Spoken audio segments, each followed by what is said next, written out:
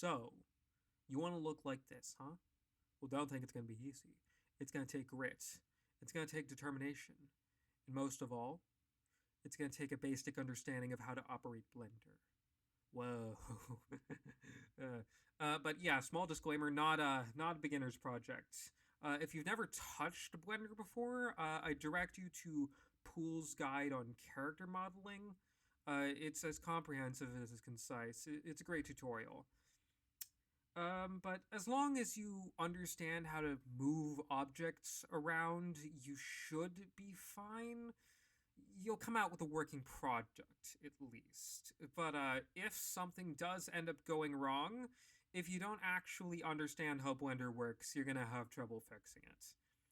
To be specific on what we'll be covering, finding the models, um, we'll be taking them directly from the game. Or, well, we're not going to be taking them out of the game. Somebody else has done that for us.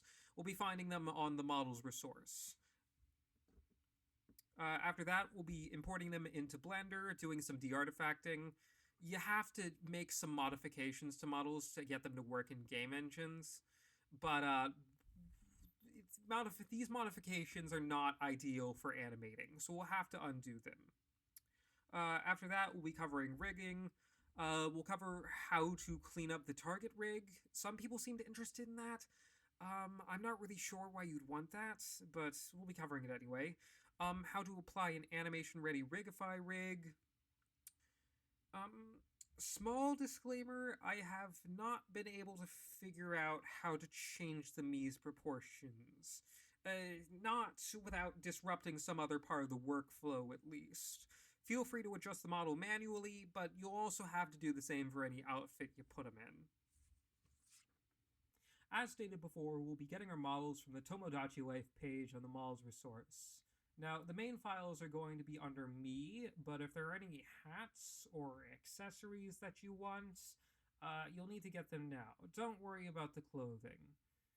Once you pop open the me file, you should find yourself here. There will be a bunch of loose files and a bunch of folders as well. All of the loose files have to do with the base body, the arms, the legs, not the head though.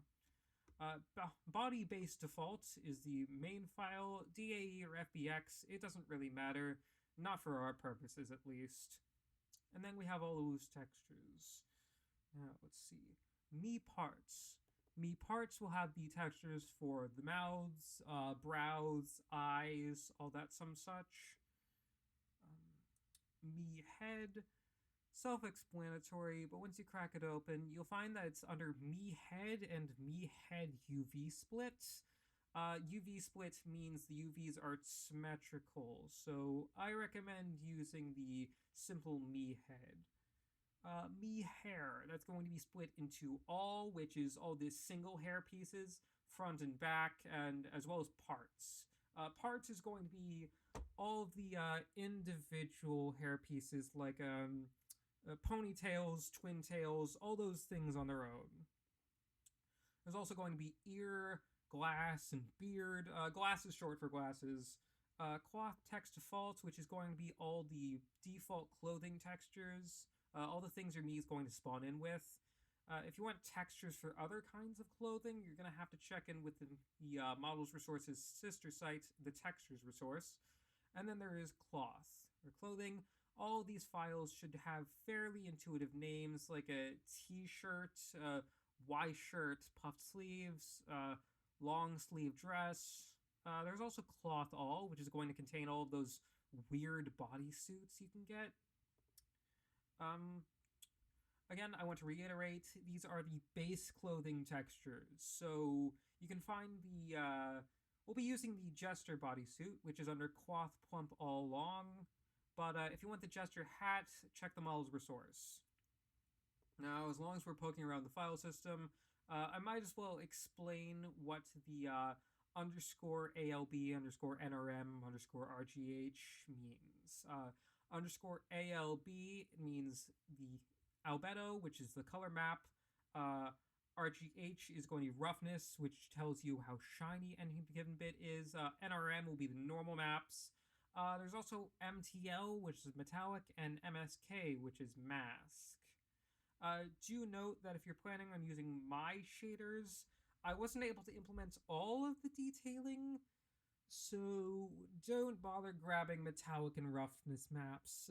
Albedo's the most important one. Also grab mask and normals while you're at it. Anyway, once you've grabbed all the files, just drag them into Blender. Now, once you've imported the files into Blender, the first thing you're going to notice is that all of the models are very, very small. Hit Alt-S to reset the scale. You'll also notice that the main body is split into a bunch of individual meshes. This is all just a bunch of things that you have to do to a mesh in order to get it to work both for a character creator and a game engine. We're going to be spending quite a bit of time undoing it so it's more fit for animation. First thing we're going to do is we're going to select all of these main body meshes and join them into a single mesh. Have to select one of them to be the target and join. Alright. Then we'll select all the meshes, go into edit mode, and you'll also see, it's a bit tricky, but there's a bunch of loose vertices for some reason. To get rid of them, we'll go into face select mode, select all, hide, vertex select mode, and delete. Reveal all of them again, and we still have this problem with the mesh being super triangulated. Blender has an automatic tool to fix most of that, Alt-J, but it is going to cause some issues. There are certain patterns that you need to maintain in order to keep proper deformation at points like the elbows, the knees, the inside of the hips. We're going to have to scan for whatever Blender didn't quite get right and dissolve the edges we need to and add back in the ones we... Add back in's the one it shouldn't have deleted with the knife tool. Let's just run through this real quick.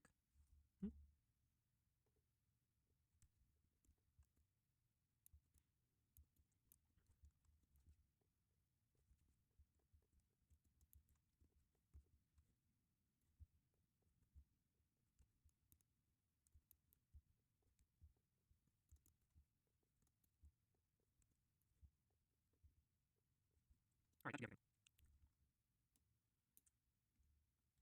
now that we've fixed most of the topology, there's one last thing we're going to have to do. On the main body, because everything was a separate mesh before, it stayed that way. It's not connected at any of these points.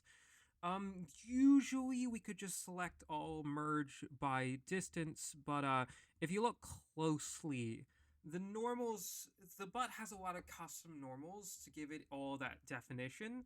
So if you want to maintain Mr. Morris's tight ass crack, what you're going to have to do is that you're going to have to select all the edges. Control Quick is usually helpful for this. It allows you to select all the edges between 2 points. Let's see, it'd be better if I did it like this. All right, hide.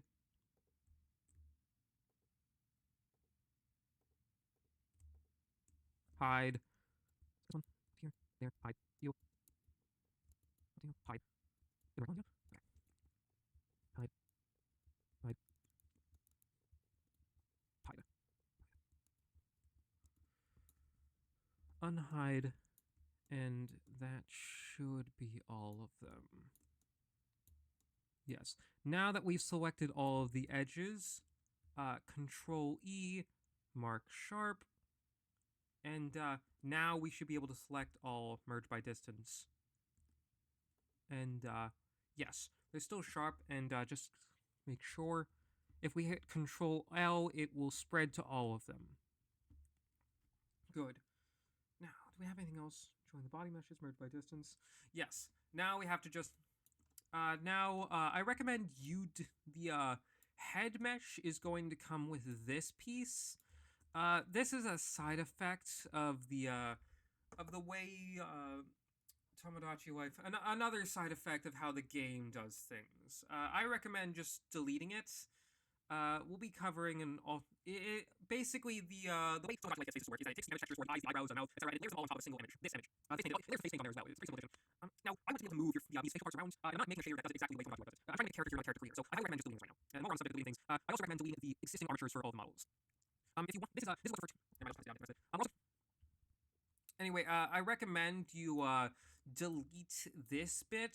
The way Tomodachi Life does faces is that it takes the image textures for the eyes, the eyebrows, the mouths, all the face paint too, and it just layers them all on top of each other. We're not gonna be doing that. I'm not making a shader that does that.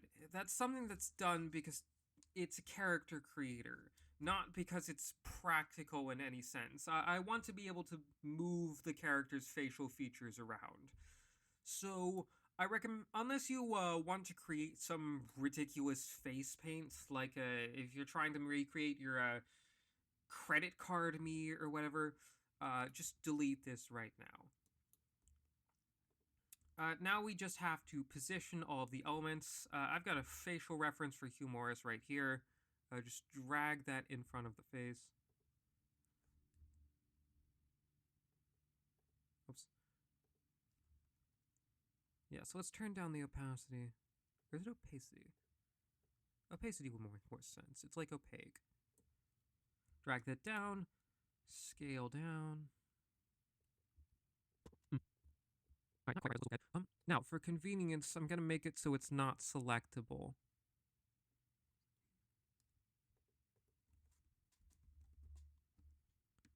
You have to enable the selectability restriction from here and click on it. There we are.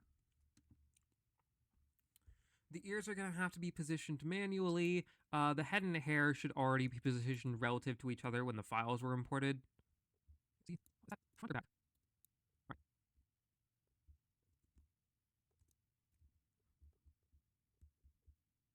All right.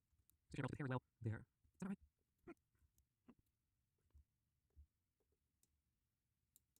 Okay, that seems right.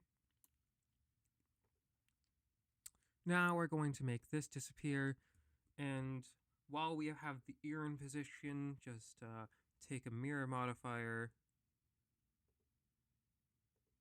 mirror around the head, and apply. Don't want to deal with that later.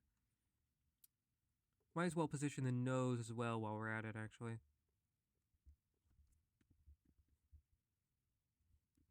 Make sure the center X0 good. See? Oh, wait. Yes. Actually, might as well. Yes. We'll be dragging all of these down. Actually, let's move this into place. Now we'll drag all of these down. I actually found that the plump bodysuit is a good way to get the positioning of the head around about right. It should be about there. Alright, that should be all the base models. Oh, wait, I forgot the hat. Give me a second. That's out, please.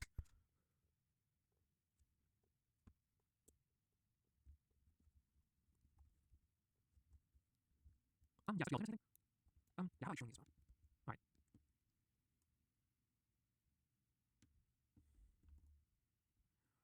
Down. Rotate a bit.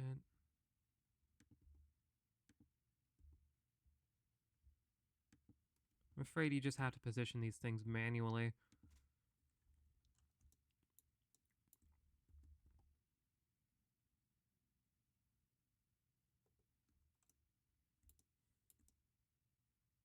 Yep, that seems about right. Visual confirmation? Yeah, that's about right. Alright, now that all the main parts positioned, let's move on to the rigging. There's a few different ways we're going to do this. You could join the target rigs there. That's what the existing rigs are. Let me make this more convenient. Let's enable in front. Oh dear. What? Oh god.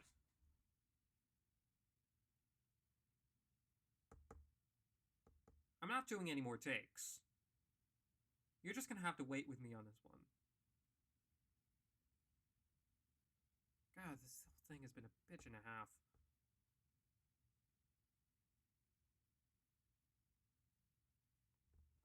So, how's the weather? I'm using my phone for the facial mocap. Usually I'd pull up a book or something.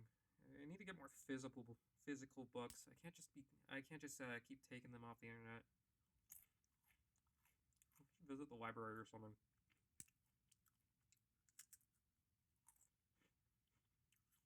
I'll probably end up cutting this bit out, but it might be funny to do to add an outtake at the end. Blooper reel. Fucking finally.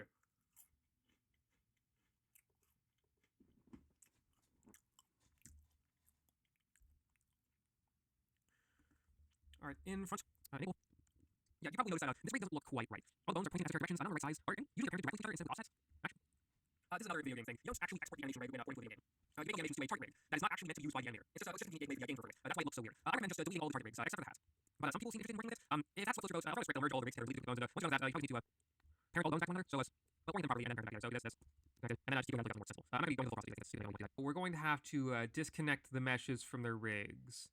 So we'll select all, Alt P, clear and keep transformation, and then we'll just hide the meshes and delete the rigs. Oh, come on, please. Okay, hide, select, delete. We're going to keep the hat rig, so hide now. Hide. Alright, that should be everything. What? Please hide that there. Oh, Jesus. Okay, you're right. There we go.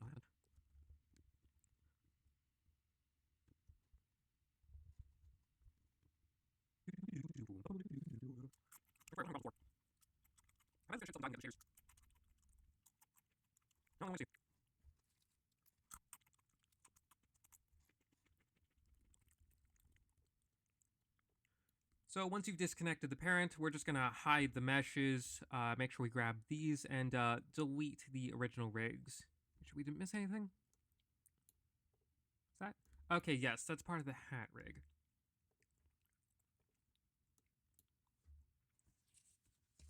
And now we're just going to apply a standard Rigify rig. If you're an intermediate user, you should know how Rigify works by now. Rigify, meta rigs, basic human. Let's look at origin. There's a origin. Select cursor. Enable front. Scale this down. How easy is this, by the way? Okay. We're going to want the knee joints. I'm going to go so around there. Here. Drag this down a bit, I guess. I'll drag this down. One of those one hit. There we go.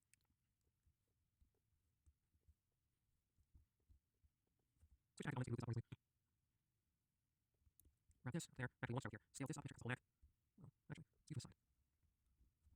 So a bit of bend, but that should start out there, yeah. And this should protrude all the way to the top of the head. Maybe through a bit and a half. Rotate the arms. Top view. Scale line. Make sure we're still getting the points right. We need to make sure this is about at the elbow joints. There should be a slight bend, but not too much. This should be the wrist. Bend all the points of information. And that looks alright. That's everything. Legs. That's the best way. We try it out. Now we got brain order with section. Generate Rigify. There we go. Now, to test it out, we're going to want to select the main body and clothes. Select the rig. Parents arm perform with automatic weights, and we'll test the controls. Not easy to see. There we go. Oh dear. It seems I've neglected to join the meshes for the, well, to merge by distance for the clothing. I forgot that it stands on that too. I still have a little extra toes. Now, on the back. Nope, feels like everything work. Let's check on the clothes picture too. No problems. Alright, fantastic. Now we'll be adding the appropriate shaders. I kept an extra model with all the shaders around. Here we are. Go into viewport shading mode, material preview, and give it a minute to load. And yeah, this one ain't looking too good. We're just going to be copying the shaders off of my existing model. I'm not going to explain how to recreate the whole thing. I mean, I stole this whole cell shader bit from YouTuber Comfy Mug. If you want to understand how that works, go watch his video. But aside from the bit that I stole, it's all fairly simple. You take the color map. Hold on, actually, let's get rid of that. All right. We're gonna grab the color map, plug it into the cell shader, and then throw on a Fresnel. If you're not familiar with what a Fresnel is, if you see that lighter part around all the meshes, that's what a Fresnel is. It's a common trick for stylized 3D. Tomodachi Wave does it, so we're going to be doing it too. The head mesh, very similar, except we're using a custom skin texture. I just drew all this on texture paint. If you're not familiar with how texture paint works, you can just like draw directly onto the mesh. So if you want to change the skin color or whatever, you're going to have to do it in here. You can also draw onto the image. Very convenient stuff.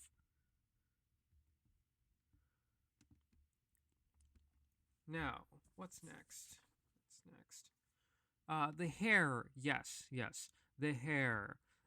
In order to get that nice dyed texture, I'm gonna have to explain how the mix color node works. Let's come up with an example. Let's just copy these two. Add plane, mesh plane. There we are. RX 90 degrees. Give us a new material. U. Shift A, mix, color, add U. Click in. Let's set U to red and U to blue. Fantastic. Now, the way the mix color node works is that it takes whatever's in A and then adds B by a multiple of the factor. So currently we have A set to red. The factor is at 0, so it's all red. We layer on, we pull up the factor and it'll layer on more B. Now it's at 1, so the B is fully covering the A. Put it somewhere in between and, well, we've got purple. Now, where this gets particularly interesting is that you can use an image for the factor. Here, where the image we're using is a gradient texture.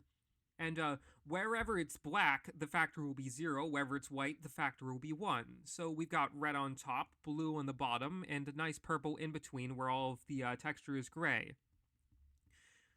That's how we're doing this with the hair. We're just using the gradient texture we pulled from the hair file. On top of that, we also need to layer on some hair shine, and then we just plug all of that into the cell shader and the mix color to add the Fresnel, everything else as usual. Now, this is going to start getting a little bit more complicated in the body area because the UV islands for the body are overlapping. See, all this island is stepping on this island's territory, which is stepping on this island's territory. It's all a big mess. So we're going to be splitting it by material into its individual UV islands. So we've got this will be easier if I switch it to there. So we've got the upper body. That's a separate UV island. We've got the waist, which will be its own, and the lower legs, which is its own. The upper body, that one's fairly simple. We're using another skin texture so you can draw onto the body some more. Add some tattoos, add freckles, whatever pleases you. Add a birthmark. And on top of that, we are layering on Hugh Morris's binder. But we need to tell the image to only layer it on where there is color in this image. So we make a custom mask using a color ramp. What the color ramp is doing is that it takes the image texture and everything that is not pure black is now white. And we use that as the factor, and we layer it on. And it tells it to only add color where there's color, where it's not completely black. And then we plug that into everything else as usual. The shorts are a bit trickier because it's not split evenly into color and black like the binder texture is. However, the shorts cover the entire UV island. The shorts cover the entire waist UV island, so I didn't bother with any of that fancy shenanigans, and I just plugged it directly into everything. The legs, it's just the skin texture, and the socks, I just separated it into a separate material because, as far as I can tell, the socks will all be at discrete bounds, at discrete material bounds. It'll always end at one of these lines. So you can just separate by material, and if it goes up higher into the leg, just select more of it, assign. It doesn't look good because this one's not meant for that. Yes, last should be the eyes and mouth. The way I've done the eyes and mouth here is that I've just turned them into image planes, and I have them hovering above the face. Now, if you look at the texture for it, come on, where are you? There you are.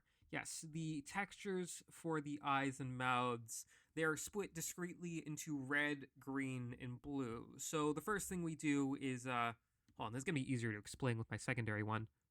Assign. There.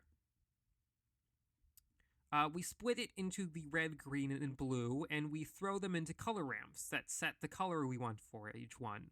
Red is eyeliner, green is sclera, and blue is pupil.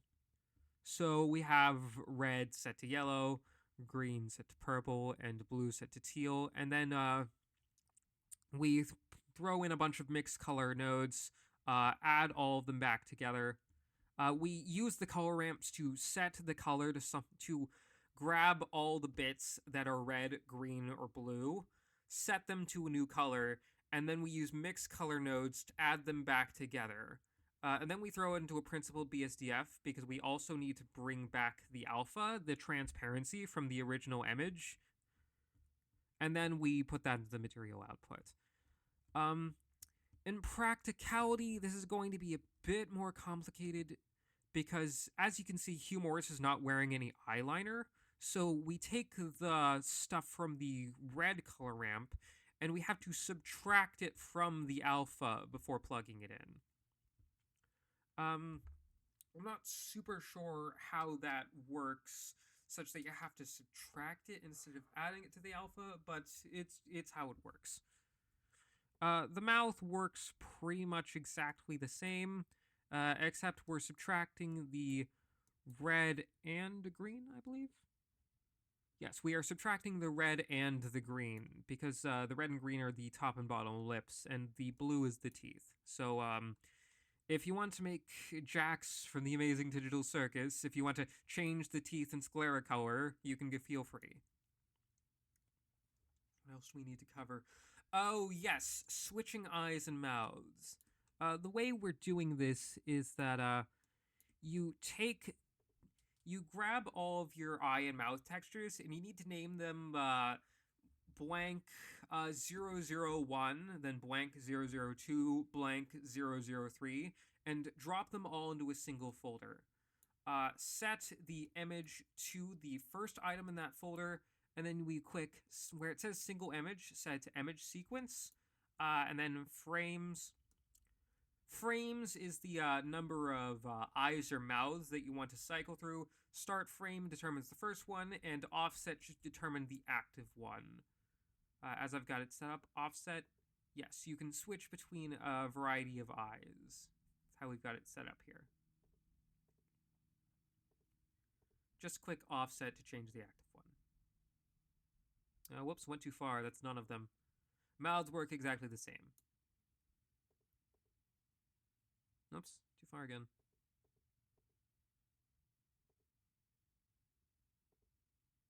All right. What do we need next? Yes. We're going to need to apply all of these textures to our mesh. It's going to be easier if we go into here because, well, I don't want to look at whatever this is. So, going to go here, and we're going to click the original mesh, the source, and then we're going to click all the meshes that we want to receive the texture, the sinks, Control L, link materials. Oh, whoops, got that backwards.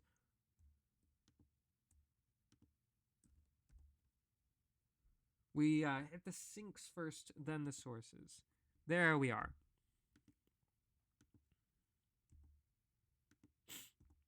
Now, the body, due to the way it works, it's already going to have a ton of materials. If we don't delete those now, we're going to have complications. Oh yes, you don't have to delete them all individually. Remove all materials. Fantastic. Link materials. And now we're going to have to assign these properly. Assign. No, I can no. Oh, wait, I forgot to go. Assign. It is assign.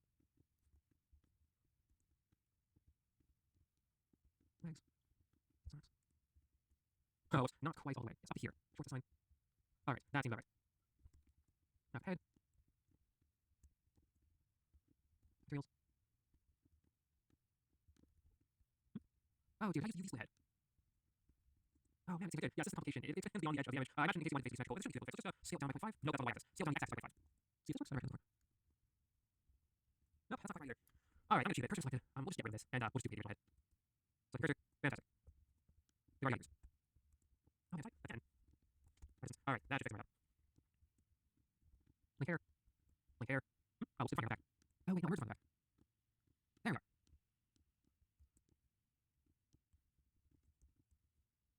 That's another one. Well, materials. Alright, now we need the nose.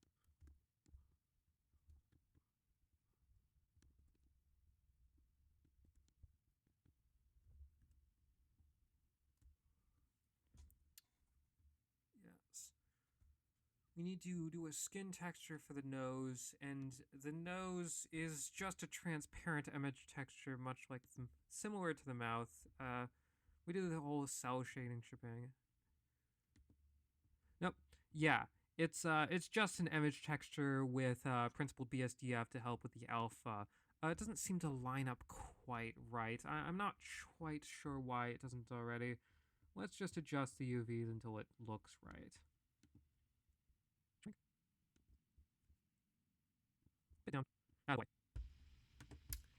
Now, you should have a pretty standard Rigify rig from the neck down. You don't need me to explain how to set up a Rigify rig and then parent it with automatic weights. There's like 1,000 other tutorials on it. Where this gets complicated is everything above the neck. The head, the hat, the face, etc. The way I've chosen to do it is that I'm going to grab all the elements that I want to remain fairly stiff. The head, the ears, and in my example, the hair. I don't plan on having any of those deform much, so I'm going to join those into a singular mesh, hit tab, select all, and assign them all to a single vertex group. df-spine.006 in this case. That's the explanation for why it's called that is a bit loaded, so stick with me.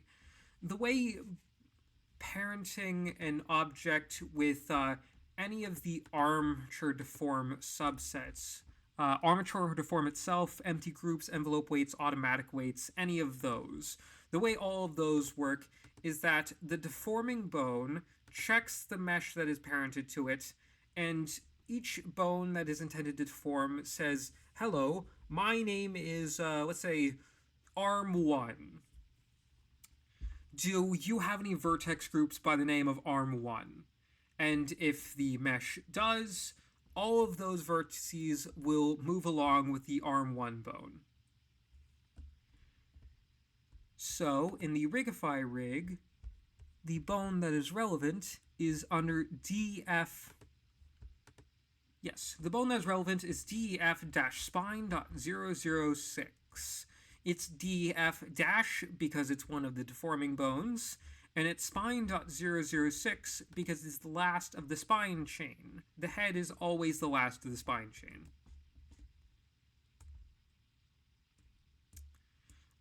We'll be doing similar. We're going to be doing something similar for all of the brows, the eyes, the mouth, the nose, etc., where we're going to be adding a vertex group just called df- and then the name of the object. We don't have the appropriate bones yet, but we will soon. We're going to be adding them in just a minute. For the hat, though, we're going to be combining the existing armature with the meta rig and then generating controls. As you can see, the armature is already parented to. We've got nice controls here. It's going to be difficult to recreate the weight paint on this existing one.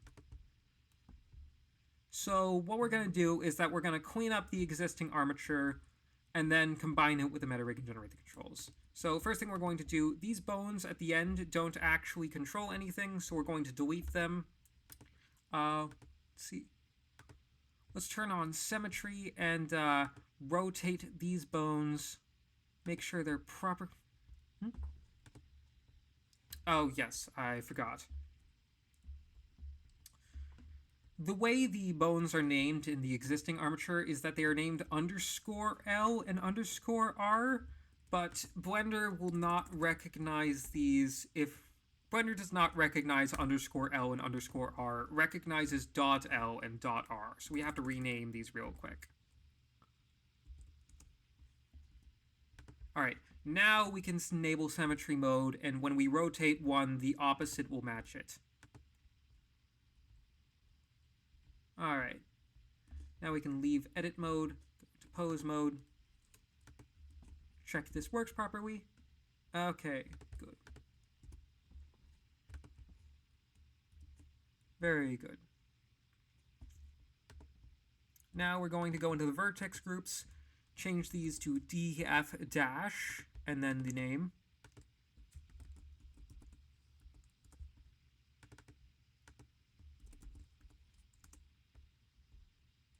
Then we're going to take the hat armature and join it to the meta rig. Oh, yes, it's inheriting the position, isn't it? Okay, hold on. I'll keep clear the transformation, and now we'll do this. Join. All right. That's just more, isn't it?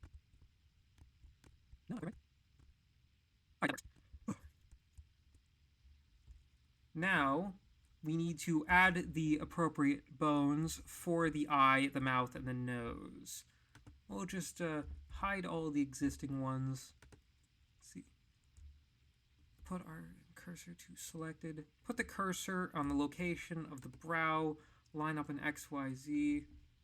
Go into edit mode, hide all the bones, and add a new one. Objects will always spawn at the 3D cursor. Rotate this 90 degrees. Make it a bit smaller. And from this perspective, we're just going to line it up. Approximately the center of the object. That seems about right. Now, FN F2, in order to change it, let's set this to brow.R.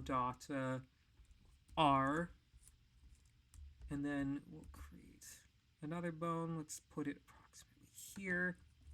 Set this to I.R.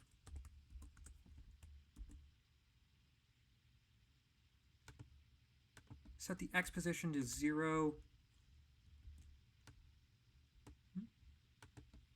Oh, it's head and tail separate. The head position 0 for both of those. I feel like we could center that a bit more. Mouth. Change names.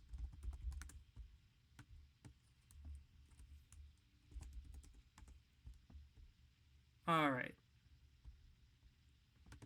Now we will grab these two bones.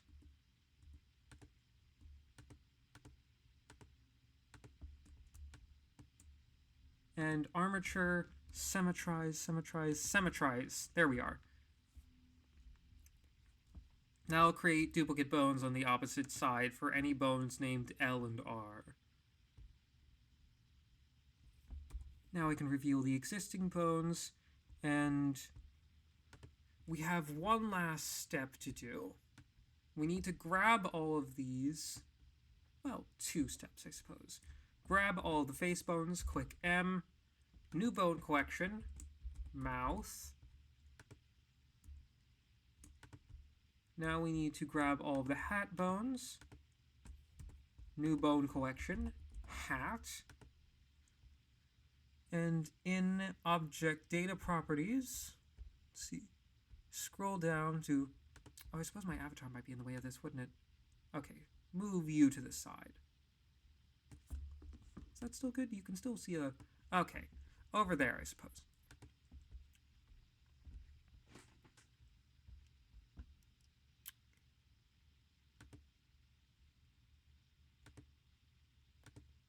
And in...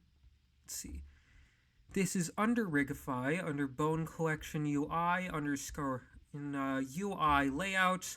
The collections you created should be under permanently hidden collections.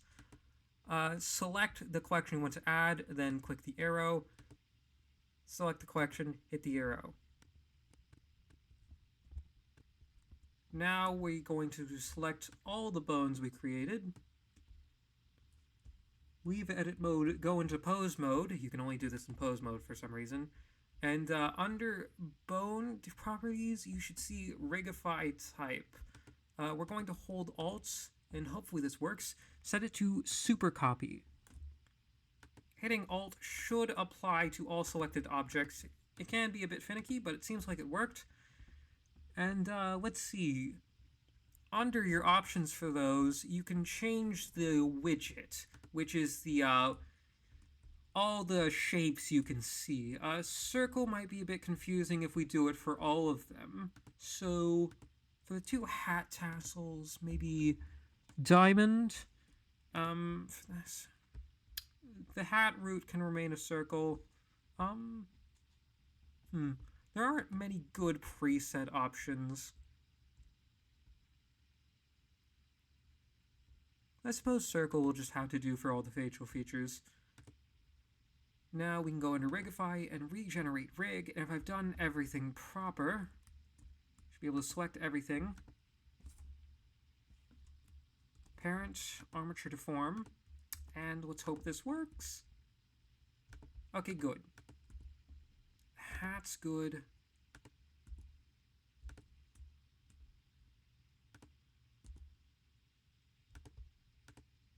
Okay, good. Everything is parented to what it should be. We have mouth, which hides the mouth properties.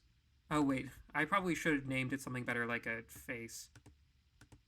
And hat, which hides all the hat stuff. Alright. Now, there's going to be a few more steps. Just, that's most of it for the Rigify. But first, let's cover what we're going to be doing to the facial features. You see, the tricky thing about those is that they're not bound to the face in any way. I want them to be able to follow the face. So, what we're going to do is that we're going to grab all the facial features. Going to go into bone constraints. Add bone constraint. Shrink wrap. Shrink wrap to the head. Whoops. It's doing the head of the shader demo. Head.002. Should that do it?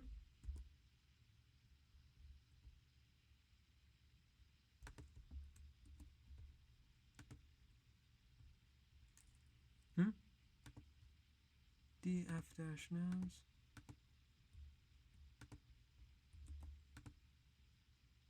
Oh, of course. There we are. Jeez. There's always a problem, isn't there? Okay.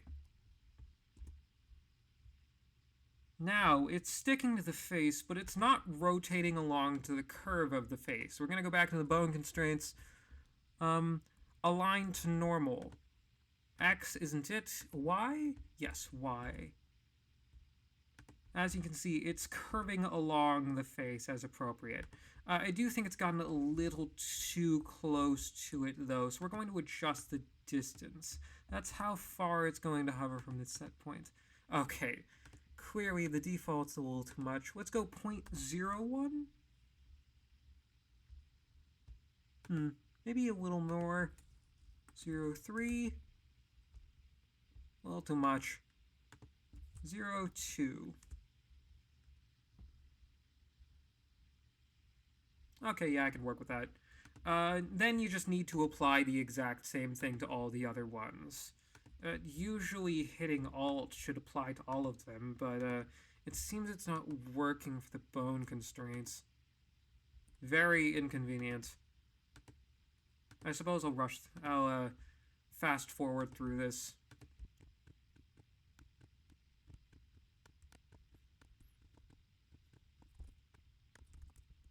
Alright, fantastic. Now let's try select all items short and move around the face. Fantastic.